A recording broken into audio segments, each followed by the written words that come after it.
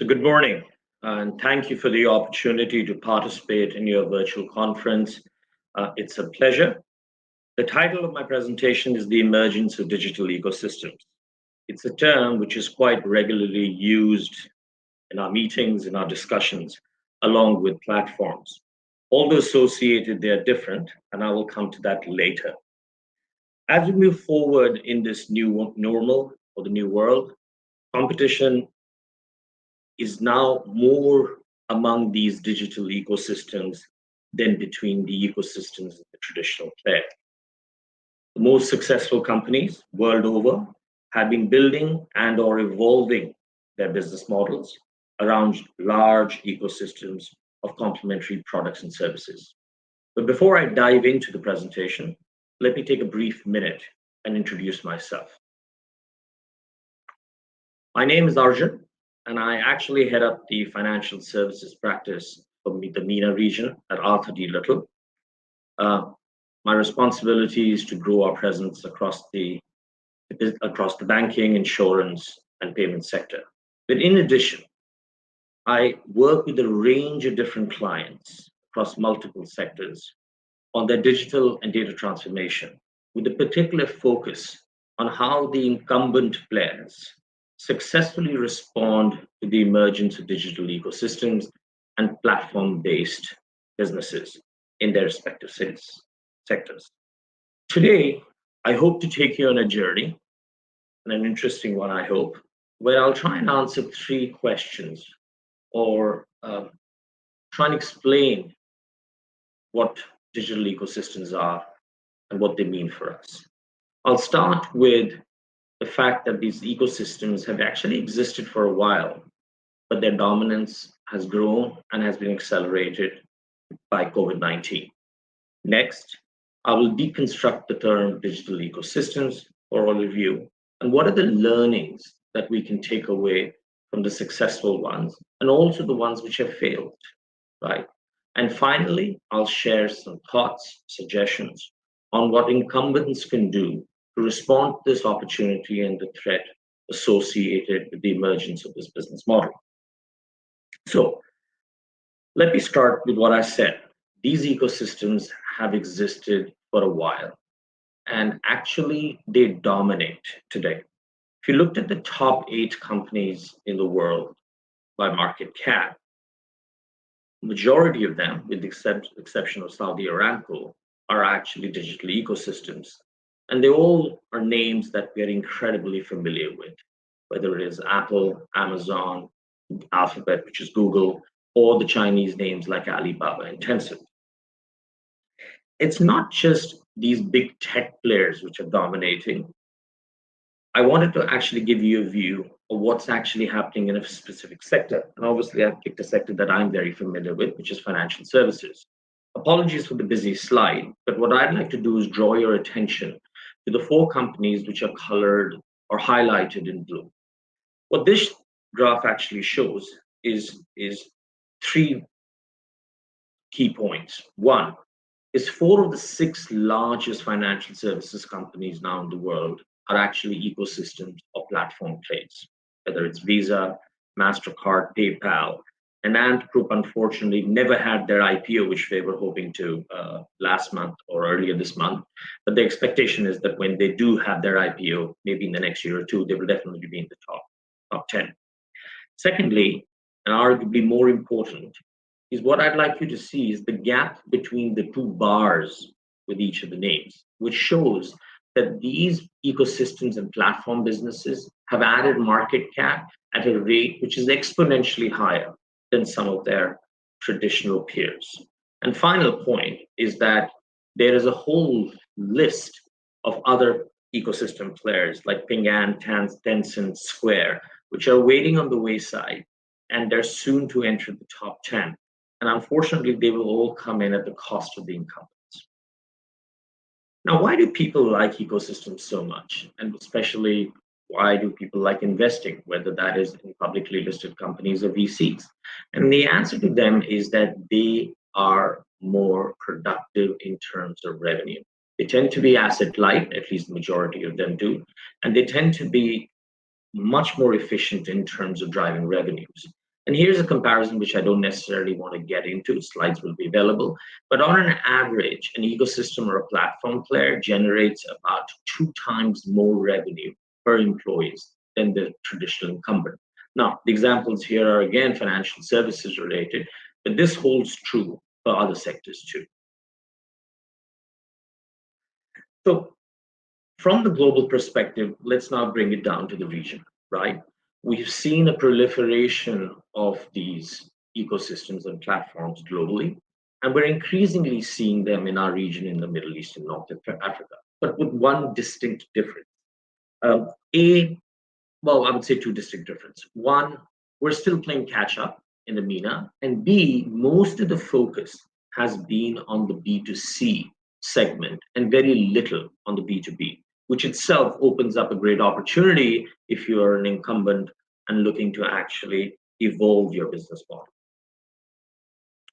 Furthermore, COVID-19 over the last 9 months, and I think for the foreseeable future, is accelerated the digital adoption among consumers, organizations, and even at an industry level. This bodes very well for the ecosystems. It will only make them more powerful. Here are some examples of how quickly we have accelerated in terms of our digital adoption. And I'll highlight three of them. One is the switch, which we've all been a part of how rapidly we have moved from offline shopping to online shopping, which is the second bullet point. The second is the willingness of the organizations to adopt advanced technologies and how rapidly they're integrating it into their operations. And the last point I'd like to make is around how the ownership, the last mile delivery, has shifted away from the originator to companies which specialize in it, right? And we have seen some crazy valuations. A very recent one was the acquisition of Instacart by InstaShop in our region. These ecosystems are proliferating, as I said, in not just different parts of the world, but they're also emerging in nearly every sector that we're aware of in B2C to B2B. There's an expectation that in the next 5 years, they will account for somewhere in the region of $55 trillion worth of sales or revenue. And they, as I said, they operate both in the B2C and the B2B world. The bottom line here is that ecosystems are here, they will continue to grow. And as incumbents, we need to learn what they do well, how do we coexist, how do we partner and compete with them. Now moving to the next part of my presentation, which is what does an ecosystem mean? And what are the learnings that are emerging from all the successful ecosystems and the ones which have actually failed? Because not all of them succeed. So, firstly, for a little bit definition. And again, I don't intend to read out this slide, but there are some very interesting words in the sentence at the top, which is around what is the digital ecosystem? And a digital ecosystem is an integrated set of services enabling a user to fulfill a variety of needs in one integrated environment. And that's how it is different than a platform. A platform usually focuses on value shifting on a single product between a buyer and a seller, best, I guess, explained by eBay or Etsy. An ecosystem for me is more like a company called Vitality, which promotes healthy living and brings a whole coalition of services which help us live healthily. So that's more of an ecosystem. There are some key characteristics of an ecosystem. I think we all know that they act as a gateway. They tend to be they tend to be customer focused, and they tend to be always digital, and they have data which underpins everything they do. Right? As a business model, they are complex. You cannot possibly build an ecosystem overnight, which is why what you see is a lot of businesses actually start with establishing platforms, and over a period of time, they grow that platform or they transition that platform into ecosystems. But what's also very clear is that if you're able to successfully overcome the complexity, right, the impact it has on your consumers, customers, your financials is also exponentially higher. Right. What I do want to correct is that an ecosystem is not a digital interface of how you sell your traditional product. There's nothing wrong in doing that. That is actually the first step in the journey, but that's not what an ecosystem means. Right. Now, best brought to life, and an example I tend to always use when I'm talking to people about digital ecosystems is a company called Alipay, which is part of the Alibaba group. It is also known as a super app. In my personal opinion, it is the benchmark example of an integrated B2C ecosystem, which is in the baseball language, hitting the ball out of the park. As I said, they're a lifestyle super app which started its life as a financial product. In its early days, all it was a payment product, then expanded itself into other digital finance categories, and then over a period of time has become a lifestyle app. You can book taxis, order your food, buy your next air ticket, look at comparison websites, pay for your electricity bill, and you do it all within their ecosystem. In China, they still account for about 55% of the market share of their electronic payments market. Last year, they processed somewhere in the region of $17 trillion worth of payments. I think PayPal, if I'm not wrong, did about 190 to 200 billion. So you can actually see the difference in the size. And what they've done is they've fueled the growth of Ant Group, which is part of Alibaba and owns Alipay, and allowed them to extend themselves into new business lines like lending, insurance, etc., because of the access to the customers and the data they collect. Right now, they are on a global expansion plan.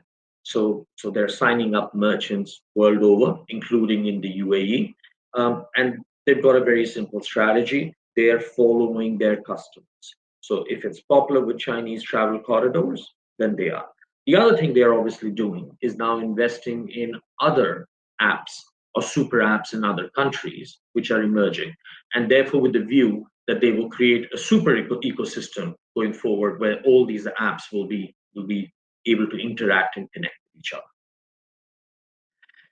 Now, there are some lessons which are emerging. I think we need to be cognizant that the concept of ecosystems is still young, right? We've seen them in China for longer than any other part of the world. We have definitely seen them in the US and certain other Western economies, but it's still early days. But I'd like to draw your attention to sort of three bubbles on the page. Firstly, it is essential that anybody considering to launch a platform or an ecosystem business has to have something different to offer. Just being a Me Too offering, which is commoditized, is not going to work. You will burn money quicker than one can imagine. And I will give you an example later. Secondly, going deeper with your offering to all participants is important.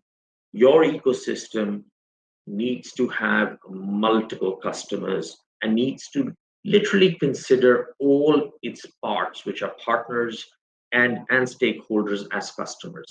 Unless and until it serves the needs of all the participants, the ecosystem will never succeed because loyalty and stickiness will constantly come into question. And finally, we've heard this term flywheel, right? It's essential that every ecosystem, right, however young it might be, right, should be hypothetically be able to explain and draw their flywheel, which will drive their strategy. And I'll explain the flywheel a little bit more. And I thought the best way to do that is is to use an example of a company which just recently had an IPO. The company is called DoorDash. Um, it's no dissimilar to a number of companies world over which connect several restaurants, right, and merchants, I should say merchants, not just restaurants, to the customers. And their flywheel is built around three key participants, which is the consumers, the dashers, these are the individuals who move the deliveries around, and merchants, right? And their three objectives are driving economies of scale, right? Which is if you have more consumers, you will have more orders. That means you will have a higher earning potential, and therefore you will be able to recruit more dashers. That's one part of their flywheel. The other side of the flywheel is to drive a greater local network. So if you have more merchants, you will increase your selection, which will allow you to connect and engage your customers, and hence you will have more consumers. And then the third, and arguably the strongest driver, is to drive greater brand affinity, which brings the dashers connecting to the merchants, right? Because there is greater economic opportunity with having more merchants, and therefore you will have greater dashers. And that's a flywheel. Now, the flywheel doesn't need to stop here. You can actually draw multiple flywheels which connect each other.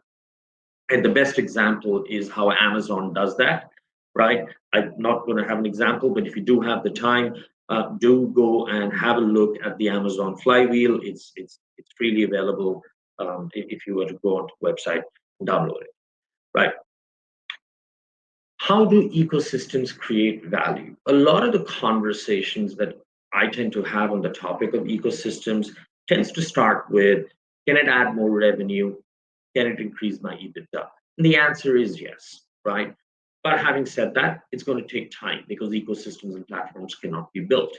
But there are three areas where businesses tend not to look at if they tend to be incumbent and traditional in their thinking. And in no particular order.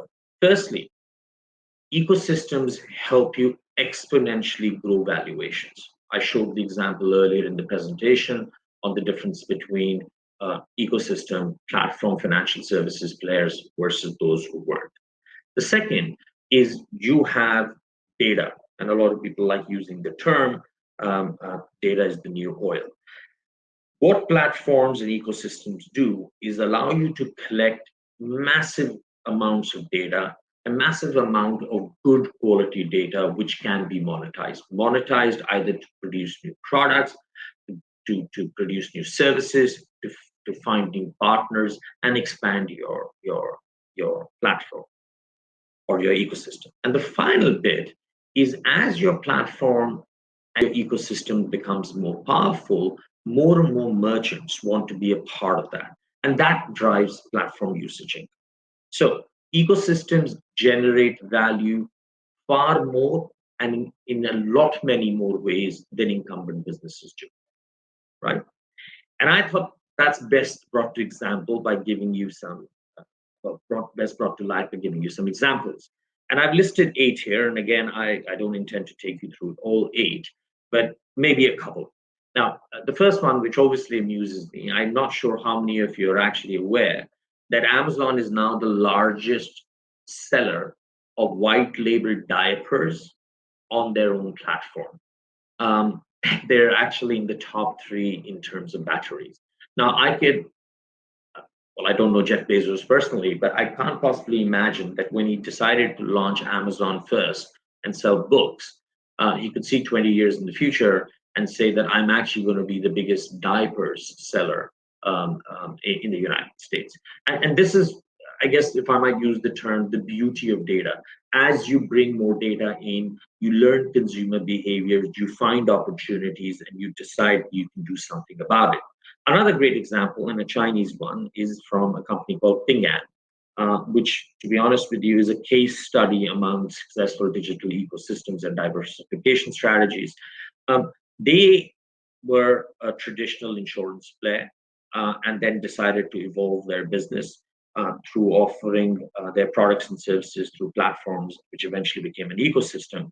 and they got into remote health, telehealth, or digital health, and launched a business called Good Doctor, right? That business generated over a billion visits in the first half of 2020, right? Which is a 10x increase in their registered user during the COVID-19 crisis, and has actually now become a benchmark for telehealth plays globally, right? Again, you can see the connectivity. You're a traditional insurer, and now you are a world class leading provider of telehealth. The last example from an emerging economy is about Vodafone, and how Vodafone, through its partnerships with local players in the African region, created a business called M-Pesa, right, which has over 42 million active users. People are transacting. There is the last account was about 500 transactions every second on an average, and they are collecting great data on customers, and I'm sure it will be monetized in more ways in the future. So here are sort of 8 examples on how ecosystems allow you to monetize data and expand into business lines that you initially did not foresee, and make success out. Now, here are some success factors, and I think it's a slide which is essential for all of us to take a minute and read through while I talk. Um, there are some clear success factors among ecosystems which have done well. Firstly, most of them have taken time to craft the right strategy and get their value proposition right. Rushing into creating a platform business or an ecosystem is highly unadvisable. Secondly, typically ecosystems do well when they have a strong user base. And that's actually quite essential for incumbents which are migrating. If you have a strong, wide user base which trusts you, your chances of success are exponentially higher. Third, as I mentioned earlier, you need to grow your platform with wide and deep bench of genuine partners, which will include more partners, more sectors, and therefore drive better performance. And on my next slide, I will give a little bit more on that. Fourth, global reach. Now, this is a topic which gets talked about a lot. Well, can I create an ecosystem which is specific to a particular country, or do I have to be global? The answer is you can be regional, local, and still be successful. And the global answer can be answered not only from the demand side, but you can answer it from the supply side. So if you have a range of partners and offering which are global, right, you could service a local market. Because typically in smaller countries with smaller populations, you're going to have a winner take all or a winner take most environment, right? So capturing a large market share is critical.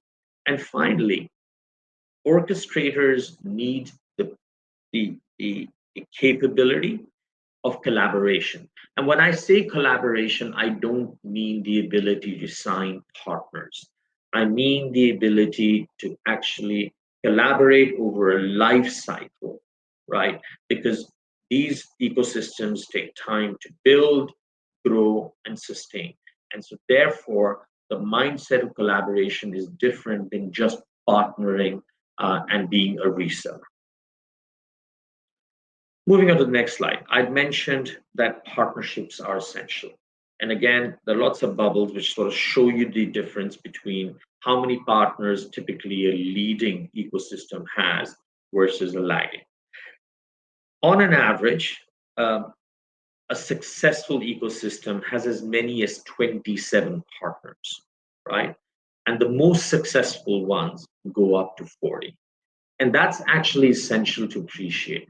If you are going to evolve from a platform which could have fewer partnerships, a narrower offering of service and goods, to an ecosystem, you need to understand that you have to collaborate with a wide range of people, and that means you need to build those capabilities in your operating model.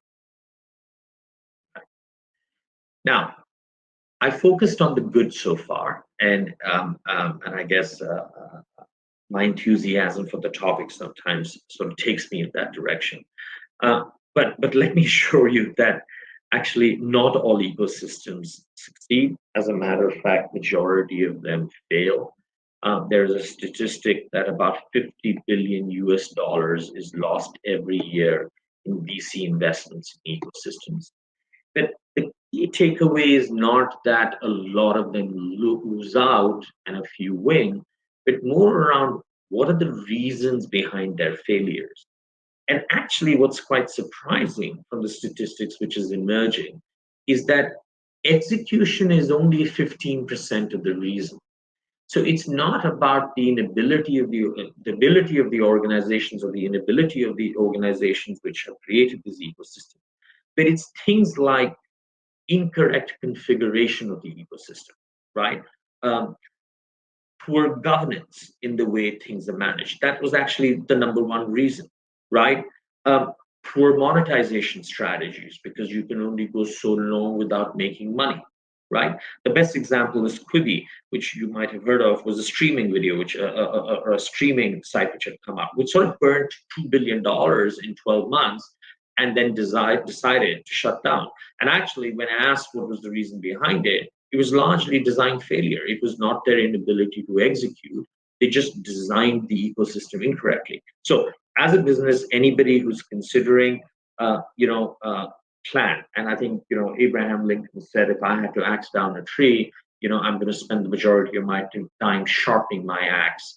And that's a great sort of example to use here. We got to sharpen your axe if you're going to build a digital ecosystem before you strike against the wood. Right. So I hope that gave you a flavor of what is an ecosystem, what is it that we have learned from the successes and failures. So now I guess the $1 billion question or the $1 trillion question, whichever way you see it. So what should incumbents do to respond, right? Um, in my personal opinion, you cannot ignore uh, uh, the emergence of these ecosystems in your sector, even if you are not being directly impacted, right? According to certain estimates, more than 30% of global corporate revenue by 2025 will be generated through these digital ecosystems platforms. And, and let's not focus on all the defensive reasons to get and to participate in these ecosystems, but instead look at all the offensive or the positive reasons. And again, I've sort of given you seven out there, and I've talked about a few of them in the past, but I'll throw another few up there. I've talked a lot about monetization of data, but I think first and the most important point is it will allow you to build deeper and more meaningful relationships with your consumer, right? It'll allow you to influence and change consumer behavior, right, for the better, right? It'll help you lower your cost of customer acquisition, so it will drive your EBITDA, and it will help you drive the economies of scale of your business if scale of economies of scale are essential, right? But most importantly, I think it will drive the valuation of this business that you will create, which will allow you to unlocking shareholder value in whichever form and shape it might exist. Right. Now, there are three sort of, if I might say, archetypes or opportunities as incumbents to play in the ecosystem economy, right? Let me get over the most basic one. And I personally think it's something everybody should consider. And I think most businesses are participating, some of them even not knowingly are aware that they're participating in these ecosystems, right? So the simple one is participants, and you can choose to participate in multiple ecosystems which exist because it'll help you with a number of the factors that we talked about. Access to customers, driving down your cost of customer acquisition or servicing them, getting economies of scale. But the interesting are the ones on the top left and the right, which is either you take the more courageous route and you build an ecosystem yourself, right? Best examples are Alibaba, Amazon. I talked about Ping An. There's a very interesting company called Mutan Dianping in China, again, another Chinese example. And in this scenario, you need to own your technology, you need to own your customers, you need to own your data, right? And you create something new. Now, you could be the lead builder and possibly bring a few partner builders with it, but it's very clear you're building something. The other is a more sort of softer approach towards building an ecosystem, and it's playing the role of an orchestrator or a co-orchestrator, right?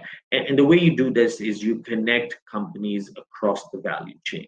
And I think in certain economies where it's still nascent and still early days, um, the recommendation is consider being co-orchestrator, find a couple of complementary businesses who you could work along with and actually co-orchestrate.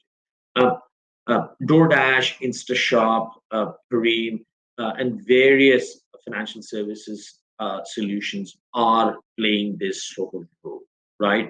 You build and manage the technology for the partner or with the partner, right? The data is shared and therefore enriched arguably at a faster rate, right? And you continue to provide your core products and services. And I think that's quite essential.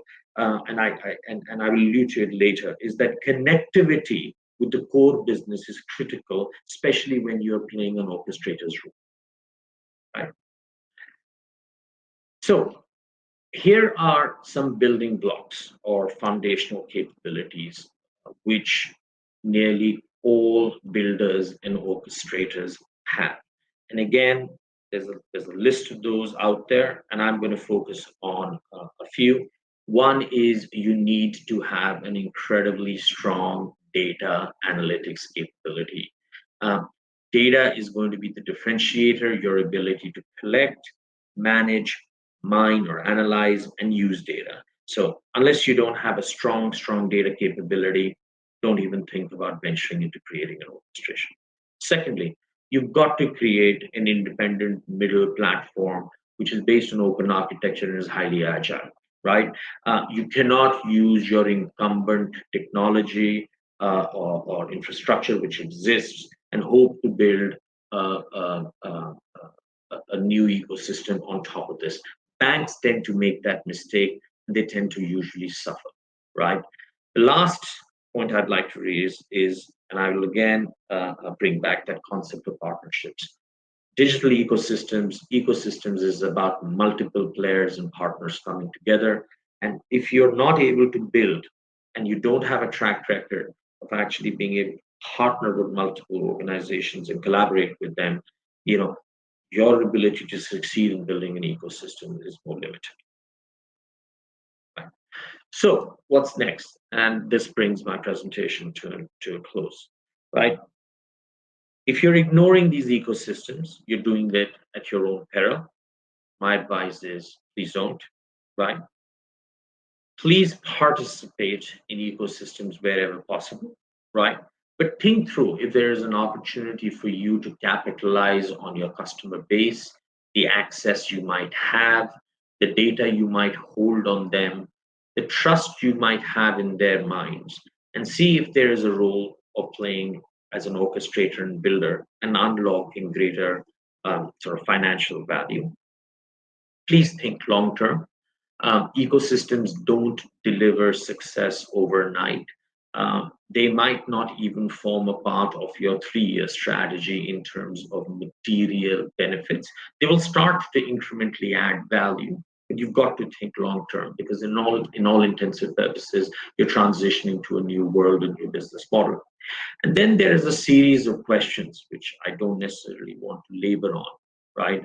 Which are highlighted in blue at the bottom, right?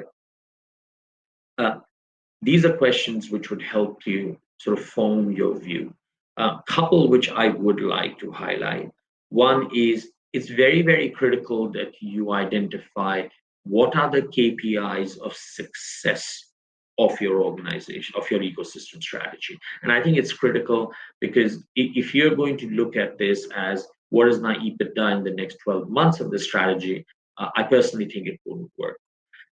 The other thing I would like to highlight in this is you need to be very clear on what is your customer strategy, what is your core value proposition to that customer on day one, on day two, and day n. And the beauty of this is you need to constantly evolve the customer value proposition as you get to know the customer more through the data you collect. Right. With that, I'd like to end my presentation and thank you all for the opportunity to participate. And goodbye.